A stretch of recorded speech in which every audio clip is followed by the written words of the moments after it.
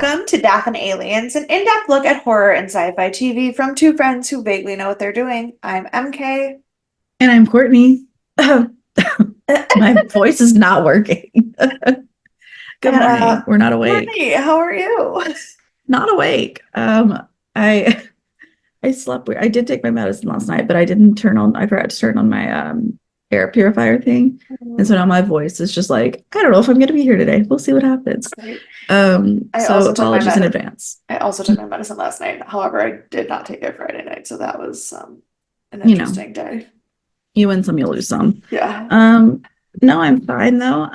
It is yesterday. I don't know what date it is. Friday was Rachel's birthday. So we've been doing lots of birthday things, which has been very fun and very busy. And Tuesday we did just like a what?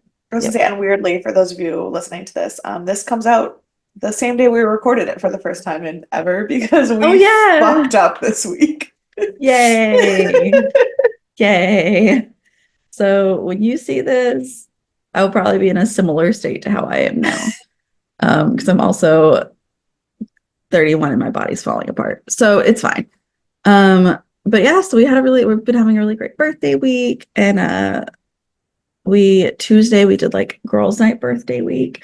And so it's also a restaurant week here, which is very convenient. So we went to this place called Two Jacks downtown.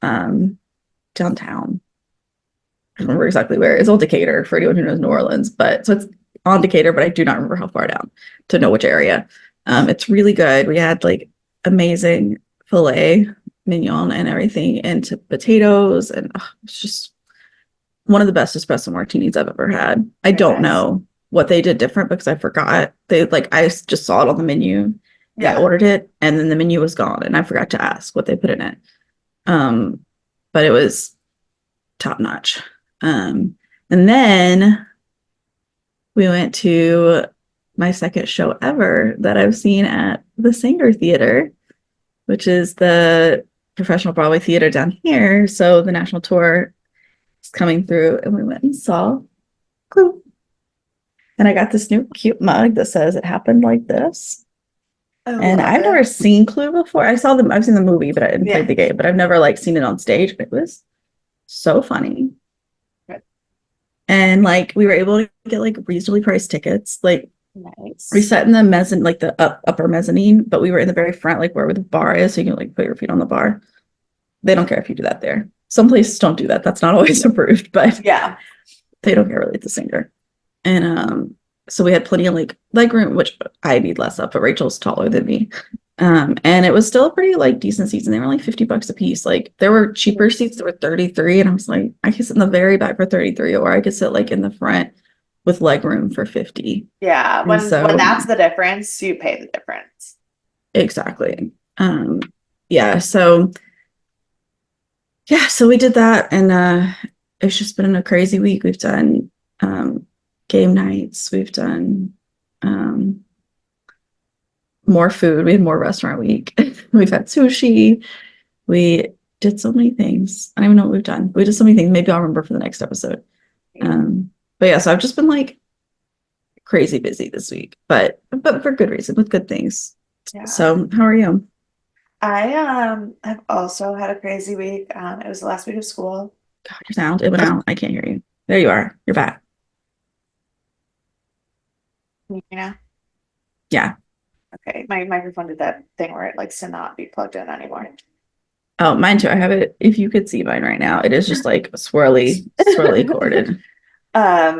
So it was mostly emotional because it was all sad and everything, but also because somebody has a real sick sense of humor up there in the sphere. The week that we had to clean out our classrooms and legitimately clean out our classrooms because the school is closing and we can't just store it for next year. It was 100 degrees the whole week. Yeah. And I started my period this week. So and you don't have AC in your school. That's an important note yeah, no, make. we don't. I don't have AC in my school. It was built in the 1940s and hasn't structurally been changed since then. So I have not been doing well this week. It's just mostly been crying and sleeping and wanting to die and sweating. And I have showered so many times this week because I've just been disgusting all week. You gotta lotion up so you don't get too dry. Oh my God. Well, and then we went on a boat for the last day of school. Like all the teachers, like we went on a boat ride and had lunch and drinks and like said goodbye. And I got sunburned. So I'm doing fucking fantastically. Not nearly as sunburned as last time we saw you Oh sunburned, though. no, no, no, no. This time, my face will not be peeling on camera. It's only on my back that I got burned. And it's fine. There's no bubbling and my bra does hurt, but other than that, we're good. But you're tough. You're tough. I got this. Yeah, so I uh I desperately need some words of sweet, sweet encouragement to get through this life. Well, this comes from my handy dandy planner. Because I forgot to look at June because June's been very busy. If you like these monthly planners, I don't know who makes them. It probably tells me somewhere, but it's Rasuki's. I don't know. It's one of the more fun planners that I've gotten because it's cute and it's manageable and it has a quote each month. That's nice. Um, I spend way too much money on my planners. I know. I probably should spend more, I mean, honestly. no, my planners are Erin Condren. They also have a quote each month, but they're $65. Yeah, this one was maybe 20, probably 17. The biggest adventure you can take is to live the life of your dreams. Oprah Winfrey. Oh, thanks, Oprah. I know. What a good time. Great. Well, unrelated to Oprah, we will be discussing Stargate SG-1 Season 6, Episode 3, Descent. It was rated 8.1 stars. And What was last week's? 8.4. Okay. So we're still pretty high, but not wildly. It came out on June 21st, 2002. Rachel's birthday. Rachel's birthday. That was 2 days ago. Which was interesting because we were supposed to record this podcast 4 days ago. So. Right. Yeah, it's fine. We have the same song and book as last week. Nothing has changed, but the number one movie has, because on this day was the premiere of a new movie. And you know how Friday premieres take over the box office for that day. Sure enough. The number one movie on June 21st, 2002 was Lilo and Stitch. Aww. So I don't know if Rachel knows that she shares a birthday with Lilo and Stitch, but she does. I don't know if she does either, but I will tell her. That's and amazing. See. Yeah. Also, I couldn't find a lot of news, like at all, really, but I found one and it made me wildly uncomfortable, because I don't like that it only happened in 2002. Because Okay. on June 21st, 2002, Europe was officially declared polio free.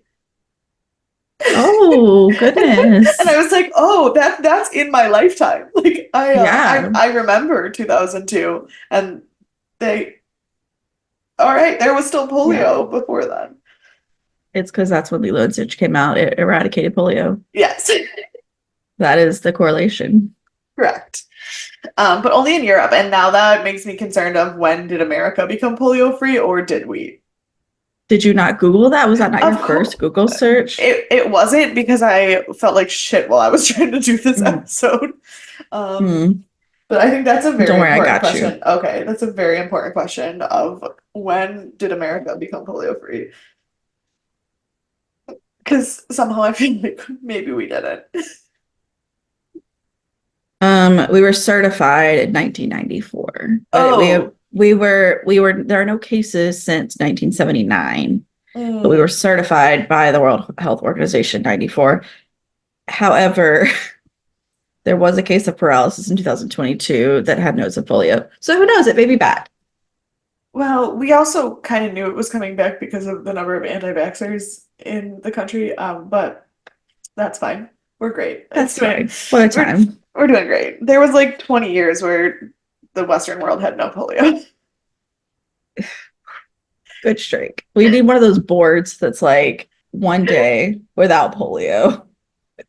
It's just, I feel like the World Health Organization should have all of the like epidemics on their board and Yeah, just like change it with a marker every day. but when you include like third world countries that don't have access to medicine, there would never be Well, no, like they need to have one for each country. I'm sorry. oh, For okay, each okay, like or each region at least. Like we could do like okay, North America. Like I feel okay, like Canada and got Mexico it. can like be with us. Like that's fine. Because like But like I don't think the people in like northern Cambodia would like to be part of this statistic, but unfortunately sure. some of them are. Like I don't. Right. Well, they get a different board. They Okay. have you, I will be one of the people. We will designate a person to every region. I will be North America's and I will just change our boards every day when we get new epidemics. And then I'll have a meltdown because I'll have panic attacks all the time from how many diseases have come back. Yeah. But it's okay. It's fine. Also, I'll take one for the team. I feel like that's a HIPAA violation. Look, I'll sign something that says I won't tell anyone. Just Just the board. just the boards, just me, and I'll sit in the WHO offices wherever they may be and hide the boards from the world. Well, It is too early and I have not had enough coffee. I am so sorry. well, this episode was directed by Peter DeLuise, written by Joseph Malozzi and Paul Mully, and edited by Eric Hill. That is, in fact, a new name. Okay, I was thinking so. I never trust Yeah. my brain. He is known for Sanctuary, SG-1, and The Outer Limits. His credits are like mostly either Canadian sci-fi or Hallmark Christmas. Like that's That what it tracks. is. I couldn't find really anything about him, but I did find this IATSE website, which for those of you who don't know what IATSE is, it is the shit, what is the actual acronym? I know 0% what that stands for. The International Alliance of Theatrical Stage Employees. IATSE is Mm. like the union that does stagehands and costuming and blah blah blah and whatever. But I found an IATSE website that called Damn Good Editors that just writes features on people who are good editors, and he was on there. So Excellent. Way to go, right. Eric. Way to go. Um yeah, so but not a lot out there about him. But he's apparently a damn good editor, so that's nice. That's all you need. Um, our guest star this week, I also don't have a ton to talk about. Um, because his name is John Shaw. He plays Dr. Friesen or Friesen. Um, he was known for Watchmen, The Core, and If I Stay. And he is one of those one episode of everything actors. Like he's been in quite literally everything you could think of. But there are like literally 800 other John Shaws Yeah, that on the tracks. internet. Like it's not, there was like three military people, like four movie people. Like I could not, I like tried to narrow it down by pressing like John Shaw actor, and then there was still seven of them. And I was like, That's okay. yeah, so Um, not, did you ever watch If I Stay? no. I haven't either. I read the books and they were really good. And so I was wondering if you would watch them. I mean I've heard good things, but I've never seen Well, now it. that I know he's the editor, I'm much more Well, he's inclined. just an actor in it. This is we're on the guest star. Oh, that's fine. He did leave as much of an impact. No, no, no, no, he died. Sorry. Yeah. Lost him. My favorite was very early in the episode when Dan just goes, "You know that guy's gonna die this episode, right?" And he was like, "He's somebody that we don't know his name on the team on a mission. He's gonna die." And I was like, Yeah. "Well, yeah." Yeah, so we start this episode starts wildly to me because for the first time in all of Stargate, we start with a previously on when it's not a two-part episode. And that This is was, the first time we've done that. yes. Very sci-fi. So I was like, okay, right. Also, we'll get, never mind. I was going to say something, but we'll get there. So we start with the previously on, and it basically, I wrote new concept. Mhm. But it goes and it shows us all of the stuff that happened with Anubis and Thor in the uh not season finale because it was before it was the arc before the season finale arc because it Hmm. was the pre Daniel dying thing. Um so then we start the episode proper, and Jacob and SG-1 and a couple other guys are in Jacob's ship investigating a mothership that is in orbit completely intact. Yeah. Super shady. Yeah, and they said it seems like Anubis may have just left it there. Question mark. Yeah. Never sounds like a good thing. Mm-mm. There seems to be nothing wrong with the ship and no life signs on board. So like everyone is very confused. Yeah. Yeah. So they're like, we're just gonna look at it, check it out. Yeah, like let's get a closer look. Hmm. Nothing suspicious could possibly be happening here. Um, and then we get the credits, which this is what I was talking about a couple weeks ago about the credits. But I did do some research and figure out that they were only actually started episode three. The Okay. first two episodes did have the non-ring, like just the Yeah. Stargate ring episode or intro, and it's because they needed more footage. Like if you notice, all of Jonas's footage in the credits are from this episode. I did make a note that I was like, I bet these are the one Mary Kate's been talking about. Yes, yes, these are the credits I've been talking about, but they needed more sci-fi didn't have like backlogged footage of the characters and everything. So like all the footage in this the credits are from the last three episodes. That makes So, sense. That makes yeah. sense. So yeah, but these are the credits that I was talking about where the ring, it's still the ring spinning, but I was like, but the people But aren't there's there. people. Yeah, but there's people. So we get the season six credits.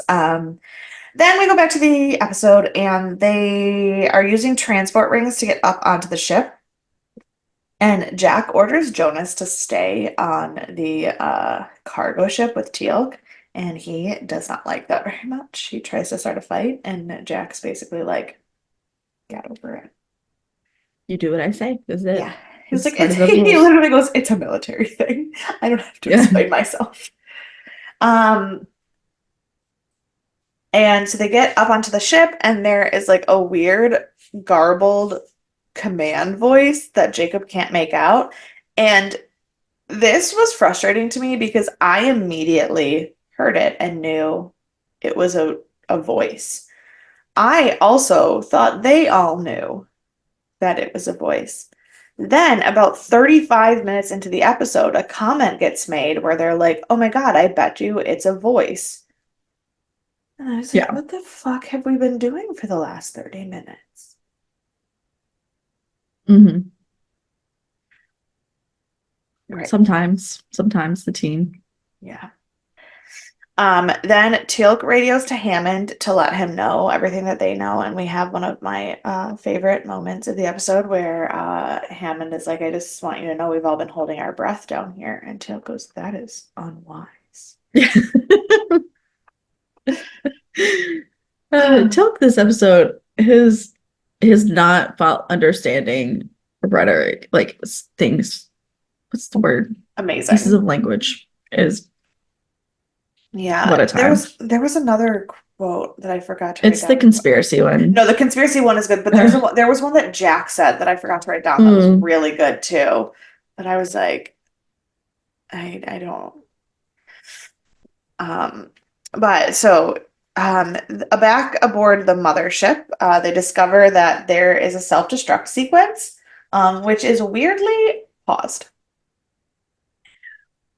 just not going.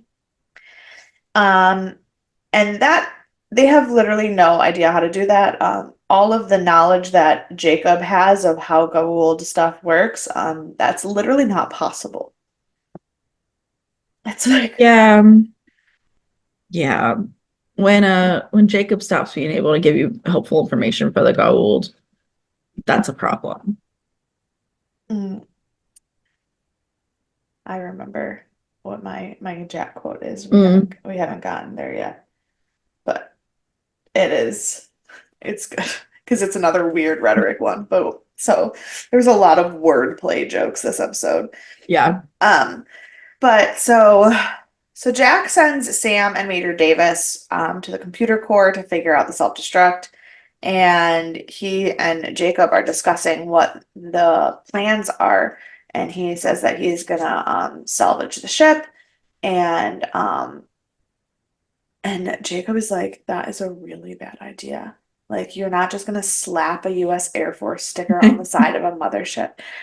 And Jack's like, we're gonna check it out. Like, we're not stupid, but literally our goal, our mission is to, Is to slap a sticker on this ship, yeah, he's like, we're basically. Yeah. supposed to gather alien technology to protect the Earth. I'm pretty confident this falls squarely under the gather alien technology to protect the planet thing. Right. Um, and so Jacob's like, okay, well, if you're gonna be trying to figure things out. So he and Dr. Faison go to the hyperdrive to see if that has been sabotaged. And he tells Jacob that he has to figure out the weird voice sound thing. So Sam is trying to get to the computer core, but the whole section has been sealed off and all of the life support inside has been shut down, Yeah. which is not a good sign. And yet, and yet, their only thought is, well, let's open it. This feels like this feels like a Daniel move. Like he's not even here, and this is exactly what he would have done. He would have been like, Yes. "Yeah, let's open it and search it." And it's like, what if you die? It makes me think. It made me think of the Big Crystal episode where the kid was still there after he like his parents went and looked at the crystal. You know what I'm talking about? Oh, the opium den episode. Yeah, yeah, yeah. That's what it made me think of, and I was like, ugh, we almost have all died on so many times, so many Um, times. there's no place like Terra in their podcast. Hmm. They do a death count where they count how many times the characters have died. Um, and I just listened to the first alternate universe one where Daniel touched the glass mirror, and then they were Hmm. debating whether counting everyone on that planet dying counted as a character death for those characters. And they Right. were like, because then weirdly Daniel would be the only one who didn't Didn't die, die? Yeah. which not normal. No, Good but time. for me it felt more um like a fucking alien, like a movie, like in the alien movies. Like, let's go to space and then fucking touch the shit that is freaky and weird. Yeah. I don't know. We are six seasons in, guys. We know that this is a bad idea, and yet we're still doing it.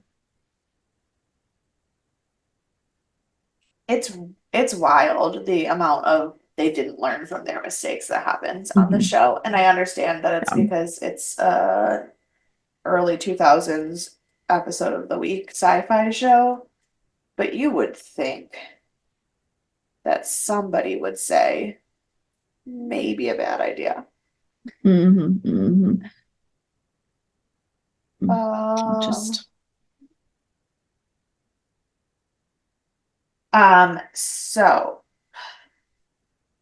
Jack and Faison, Friesen, I keep not knowing how to say his name. I have it written down. I'm pretty sure that's Friesen. you I know don't, what? but Unfortunately, it's okay if you don't learn his name forever because he does indeed die. So like that's true. we'll never know. It's true. Jack and Friesen check out the hyperdrive. Everything's fine with the hyperdrive. It's still intact. And Friesen's like, let's go check out the shield generators.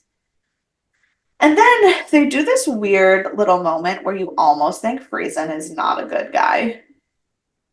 Yeah. It was I like, was a little bit concerned. I was like, what are you trying to like screw everything up? But I thought I was like, you came from base, so I don't know like right. Like it was what you would be weird. doing. It was weird. Like it was like is he like a Mayborn kind of like where he doesn't give And a see, shit? I was like, I don't think it's like that because I think I was like, I think this is definitely an alien issue that's happening aboard. And Right. so, unless he has been replaced by an alien, I don't understand Mhm. how he is not like, Right. but It no, was he's just on. he was like, let's go check out the shield generators. And Jack was like, okay, well, so he was like, Jacob, Friesen wants to check out the shield generators. And Jacob was like, why? And he's like, well, I just think it would be important and I just want to see it. And Jack's like, oh, you're Never just mind. never mind. And he's like, it's like, is this guy a bad guy or is this just Jack being like, oh, I brought an idiot kid who's never been on a spaceship aboard before with me and now he wants to do Mhm. stupid idiot science things and I don't have time for that. But it definitely turns out to be the second one, but it was felt a little sketchy for a minute. Yep. Um, so then I weirdly started writing Sam and Paul as if I'd ever called Major Davis by his first name before ever. It feels weirder than when I write George for Hammond. Don't Yeah. know what was happening. And Paul is exactly one letter shorter than Davis, so wasn't saving me It's any not like it time was either. right. So Sam and Major Davis make it to the core door, which is covered in blast marks, and the circuits are fused and they can't open it. And so Sam's like, I'm starting to think that somebody on board the ship sabotaged it. Like, yeah. Yeah, obviously. For the smartest Also. character in the show, Sam is also the dumbest person in the show sometimes. Like it is wild. Hmm. Um So Jack is like, all right, let me go help Sam blow up the door. And he tells Friesen to go back to the Peltac and help Jacob. But of course, Friesen is your typical red shirt and he decides to sneak back and look at the shield generators instead. Yeah. They blow up the door and get in. And then we see Friesen at the shield generators and he hears something and finds himself ambushed by three Jaffa. Yeah. Yep. I was really confused for a second because I didn't recognize the symbol on their foreheads, and I thought it was like a new Jaffa that we didn't had never seen before, and then that didn't make any sense. So I double checked what the like Jaffa symbol for Anubis looked like, and it was Anubis, and I was like, okay, good, good, because I was like, that looks not correct. And I was like, that would be a really weird turn of events if the Jaffa stuck on the ship were just like Right. someone else's.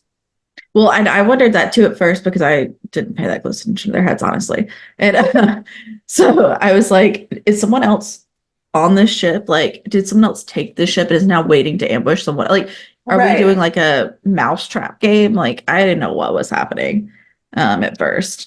I did figure it out. When Yeah. they first showed up, I was like, what are we doing? My next note just says Jonas and Teal'c have a really awkward conversation while waiting in the cargo ship. This is the conversation where Jonas is like throwing a fit that Jack doesn't trust him. And Yeah, he's like, I don't understand why. And Teal'c's like, this is your first mission. Like, you need to earn your place. Like, it's fine. Which also, that is a continuity plot hole situation because episode two ended with the four of them walking through the gate. And yeah, they two said on this is his mission. first mission. So Well, maybe it was like 20 minutes apart that we're seeing episode 2 and 3. yes, but they're not on a different planet, they're on Earth still. That's true. That's fair. So Okay. so there is a little slight issue there, but whatever. It's the first mission that we see, so I guess that they had to say shit like that. Yeah, And so Jonas is like, well, did they act like this on your first mission? And Jonas like, no. there was no need. Which you can't even say it's because Teal'c's not responsible for killing someone important to them because he definitely like was responsible for Shari and Skara going missing. Yeah, for So sure. For sure. there's just some like real rough double standards happening right Just a now. little bit of a bromance going on. That's all. Yeah. That's all. Like, well, I know we talked about last week where RDA was like sometimes we just like forget that she was an alien. Um but then Jonas is like, well, us like non-Earthlings have to like stick together, and he's just like, you have my back and I'll have yours. And Teal'c, because Teal'c does not understand anything, is like, Yeah. are you suggesting an alien conspiracy? And Jonas is like, no, no, no, I have not. What? He was like 0%. And then he repeats, he was like, I'm definitely not suggesting a conspiracy. Um, oh, that is a different note. Sorry. Um, I sometimes skip spaces in the notebooks, and then I am so anal that I go back and fill in the blanks. So like my notebook looks like this, but the green is a different show than the black. Um, No, no, that is my worst nightmare. Like, I understand that my notebook is, I don't even know where my notebook is chaos. Like, I don't think I've showed it on here yet. I probably shouldn't, but it's fine. Like I've been, yeah. oh God, my mic, sorry. But like literally on one of the pages, I put like, this is my grading. At the top, I put how to make pork loin. Like, because that's what I was doing that day. So I'm the last person to tell you to do your notebook differently, but that is my worst nightmare of a notebook, the way you've Um, done it. yeah, well, the worst part is usually I can tell which one is which because they're unrelated, but the next note in green says George. So my brain thought that I was talking about Hammond, but it says George doesn't get a post-it because it's a note from Dead Like Me. And so I was like, what? I'm sorry. I'm sorry. Rewind. So you're telling me that you have opened this notebook that you did Dead Like Me notes in, Yeah, and you are now doing Stargate notes yeah, on the Dead Like Me pages, yeah, just using a different color so you can tell. yeah, So that all of your, I, this is I thought that it was my worst nightmare because I thought you had just like left some space and you were like, no, I can't leave this blank. I'm going to go put some new stuff in there. Like, we'll add a little bit of text or whatever. no, Or like me, where I'm like, here's how you make a pork loin in the middle because I need an extra little space here. But you have integrated yeah, completely. yeah. I'm quitting this podcast. I can't be friends with you anymore.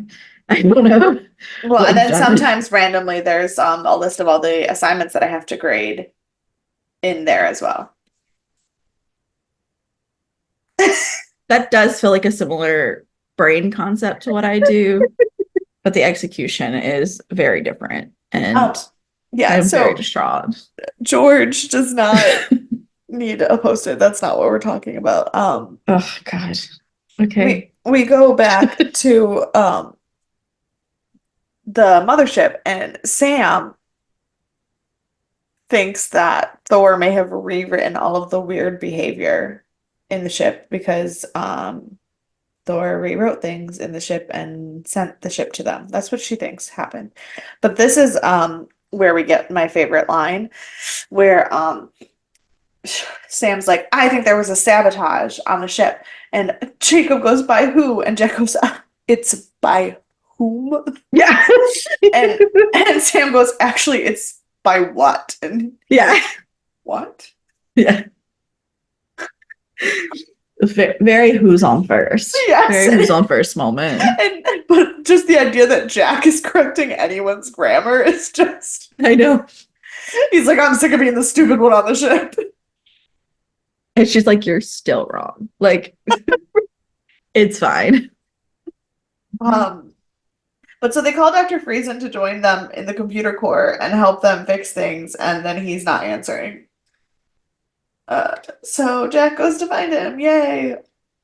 Um, and then we get the message or the moment that fucked me up because I realize everybody on this show is dumber than I am. And Davis realizes that the weird sound is probably a message through the intercom. Yeah.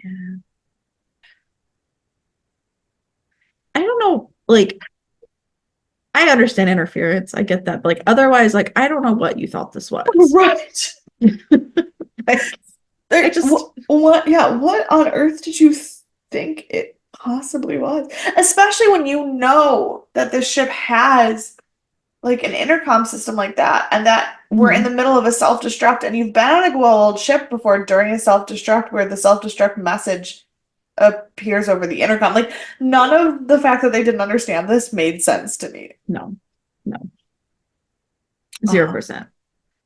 so Sam is investigating the sound when Jack finds Friesen's body and orders Sam and Major Davis to join Jacob on the Peltac. But before they can get there, the Jaffa then attack Jacob. Um, the other three make their way through the ship and find Jacob and discover that the Jaffa have altered the ship's course to be headed straight for the planet, and there's nothing they can do about it. Because what would an episode of Stargate be without something hurtling toward Earth? Right. I just want to say, like, I love Jacob. It does not, I do not lessen my love for Jacob, but he was not very helpful this episode. No, He was anti-helpful. he was borderline useless in this Yeah. episode. Yeah. But then they radio Teal'c, and Teal'c's like, "Hey guys, you're coming right at the planet." They're like, "Yeah, we know. We don't really know how That to fix obviously that." wasn't our plan till thank you. Correct. And he's like, "All right, we're gonna have to go and join you on the cargo ship and get out of here because we don't have control of the mothership anymore." So they're like, "Okay," so they go to like prep the ring transporter, and surprise, the three Jaffa show up. And they attack, but then Teal'c knocks all three of them out single-handedly with before Jonas can even like put his pants back on and come back in the room or something. Like it is wild how useless he is in that moment. I know. And I thought he was going to be the useless one, but no, it was Jacob. It's fine. Oh, yeah, right? Jonas can't even like take his gun out fast enough, and yet he was still less useless than Jacob. Right, right. Um, Aboard the mothership, Sam discovers that they're going to land west southwest of Alaska, which will cause a tidal wave. That's not going to be great for, Japan that is always getting hit by tidal waves. And they don't really say that they're worried about Japan, but when they said that they were hitting in the middle of the Pacific Ocean and causing a tidal wave, I was immediately worried about Japan. I was like, Alaska will be fine. I don't know about Japan though. Um, So they raise the shields and the inertial dampeners to like brace some of the impact, so at least they hit the water more softly, I guess. Sure.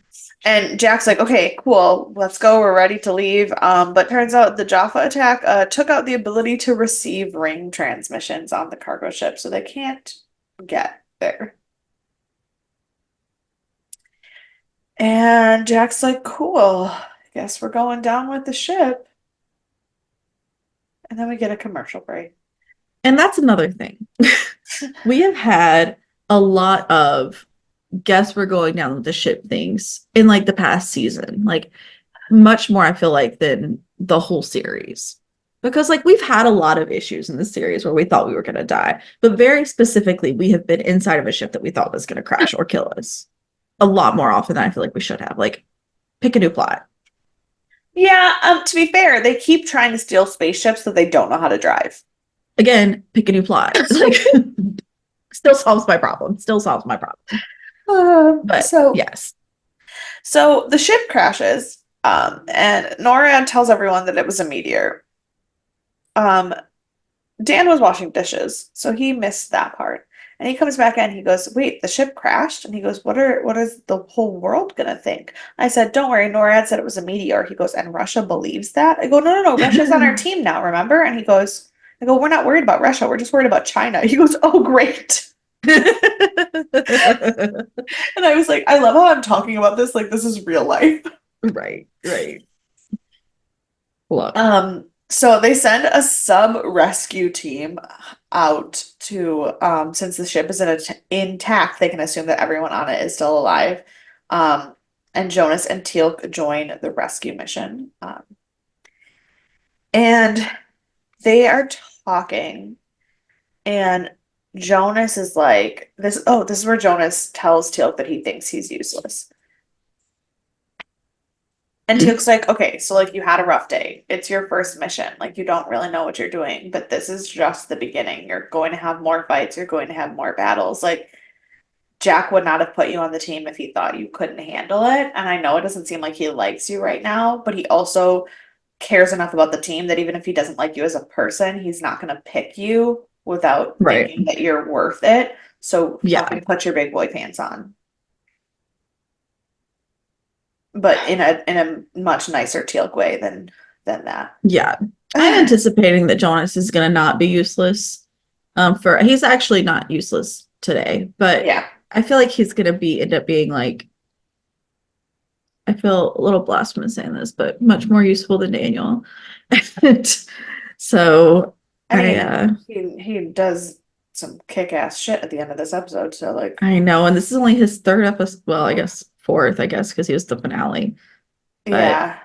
still, like we haven't even had a season with him yet, and I'm Right. like, yeah, he's probably going to be more helpful to SG-1. Yeah, because he's more able-bodied than Daniel. Like, not that Daniel was like weak, but like Jonas's alien brain makes him learn things faster.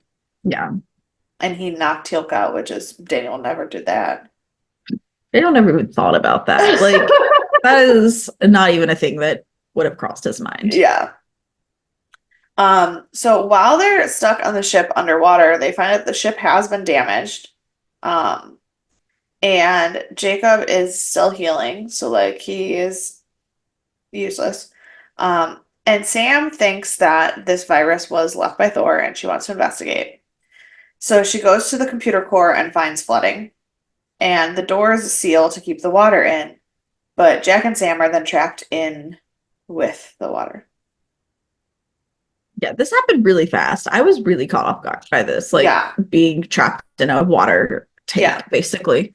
And Jacob is attempting to get the doors open, and it is not going well. The DSV, the Deep Sea Vehicle Rescue, arrives, and Jonas and Teal'c and some of the submarine guys could get on the spaceship. Could you imagine being a submarine guy like stationed at Pearl Harbor, and then they were like, "Oh, by the way, you're gonna go take your sub to a sunken spaceship." Yeah, no, but I bet they're Also, like, this is a good day for us. This right. is Also, I am sure that there is a technical term for the naval officers who run submarines, but I will continue to just call them submarine guys because I don't know what it is.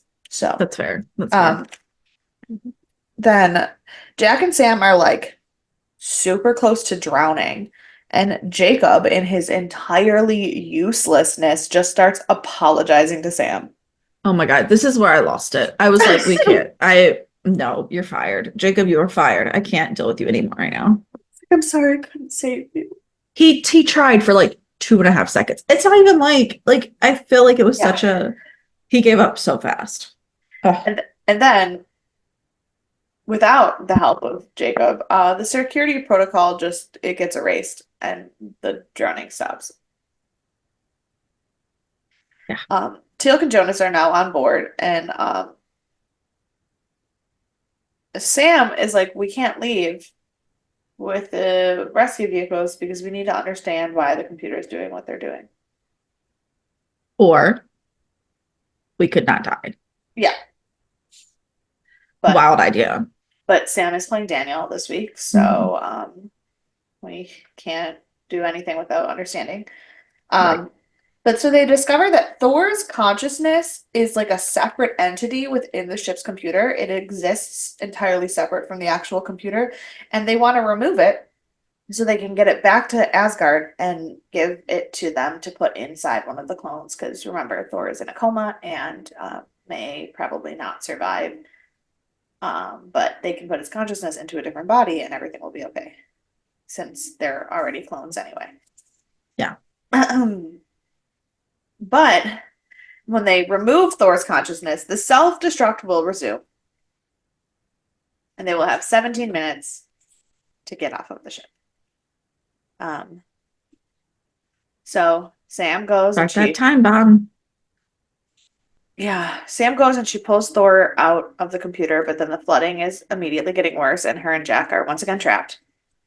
Um, and Jonas has taken everyone to the sub, but since Jack and Sam are trapped, he is like, I can't let this happen. So they decide. to, oh, at some point Teal'c joined Jack and Sam. I don't know when. I don't know. I did not take notes about that, but Teal'c is with Jack and Sam. Jonas is escorting everybody to the Yeah. sub.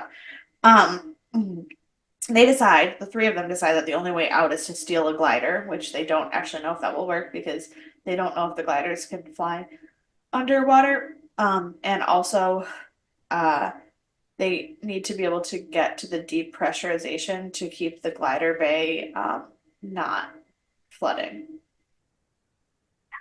So great. So Jonas is like, oh, well, there's an auxiliary panel on this level. I'll go do it. And Jacob's like, how the fuck do you know that? He's like, well, I memorized the schematics of the ship and dumb. And Jacob, it's like, Jacob, you have a fucking gold in your head and you didn't know that. But this kid who just read a book did. So again, um, Yeah. whatever.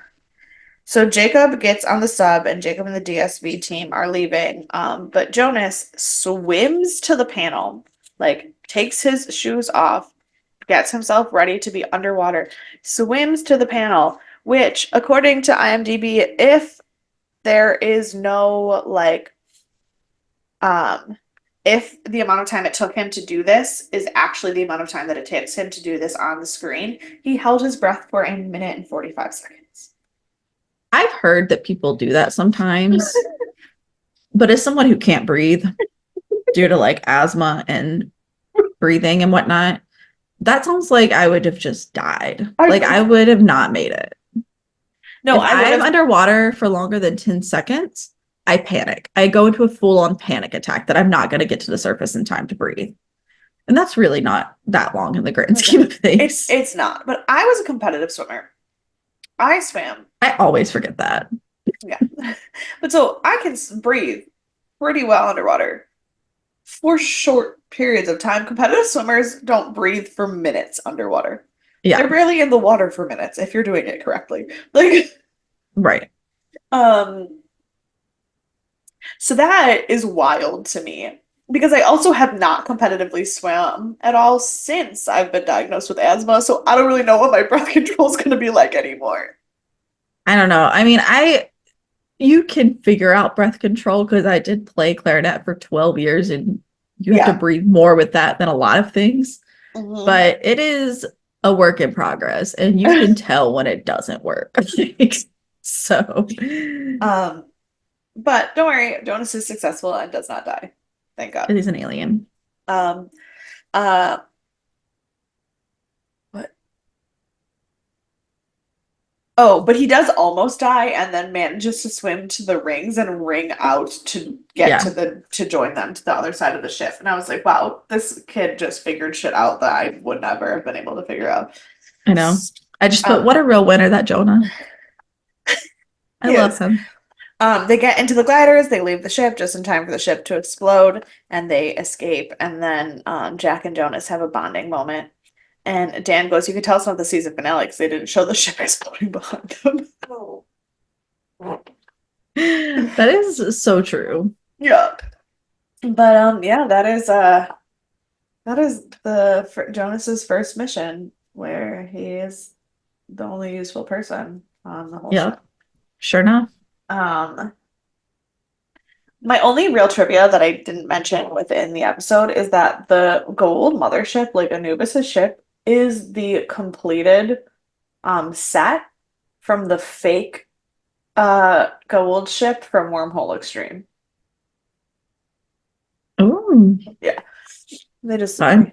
yeah, then they recycled the set, which makes sense. But um yeah, nothing. I have no real trivia other than that.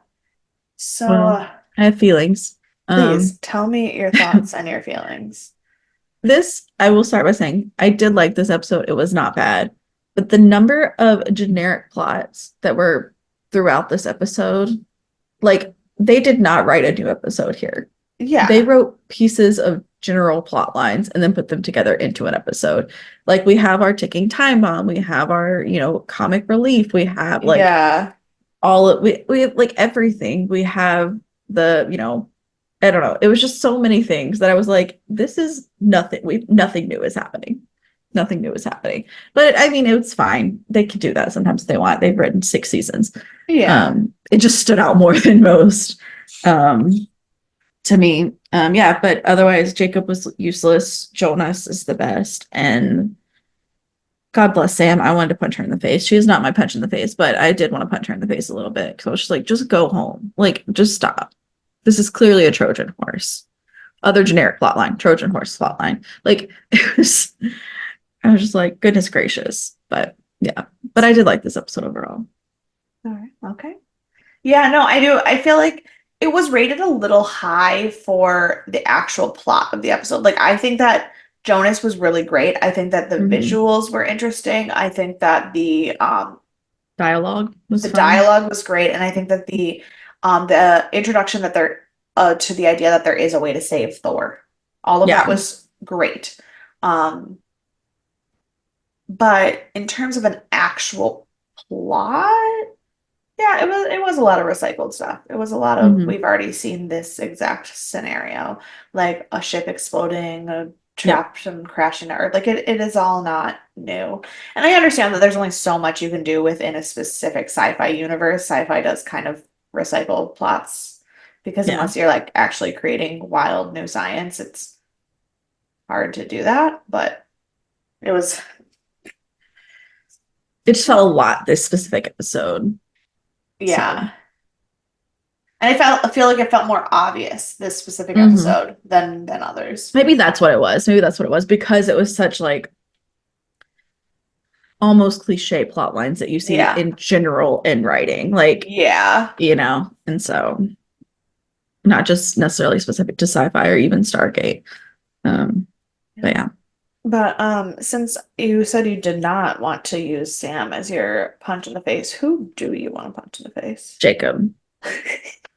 I love Jacob. Like I said, I love him, but God, was he useless and so much. He gave up so fast. He didn't even like when they started fixing things, he didn't even try to like come back and like be like, oh, we're gonna say it, we're gonna try. He just like Yeah. useless. Yeah. So Yeah. I agree. I was watching an episode of West Wing that he was in the other day, and I was like, "Oh, it's Jacob Carter." And Dan was like, "Who?" And I go, "Oh, Sam's dad, dad."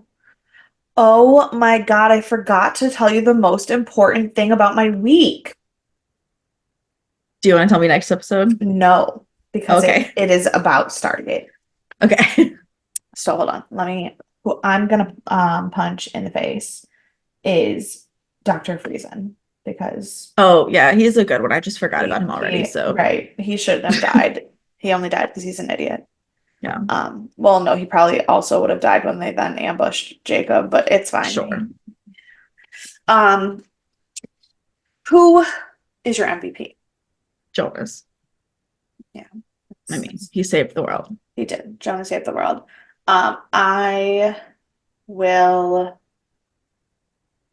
even though Jonas is really the only correct answer, I will also say Teal'c because Teal'c kind of kept Jonas In line. from losing his shit this episode. So, Yeah, and saved him from the Jaffa so that he could then save sure. the world. So it's cool. Yeah. I forgot to tell you. I should have written it down that I needed to tell you this.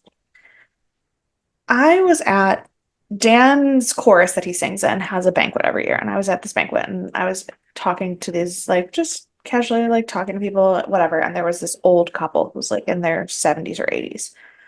I'm just talking to them. And where they were talking about he was retired military, so we were talking about military, whatever, and he was telling me about his daughter, who is a major, who is in line for a promotion to lieutenant, who works in Cheyenne Mountain for the Space Force, who has written the book that they are using as the manual on what to do with the space like study. And we are just having this conversation, and Dan's just like looking at me out of the corner of my eye because he can see that I'm trying to like keep it cool while I'm talking to these people. We walk away and I grabbed him and I go, "Oh my God, that's Sam Carter's dad." And he goes, Yeah. he goes, "Yeah, that's why I was looking at you. I'm surprised you didn't just say something incredibly stupid while talking to him, and I was like freaking out. That's So, amazing. so I know the real life Samantha Carter. I love that. We should have her on the podcast.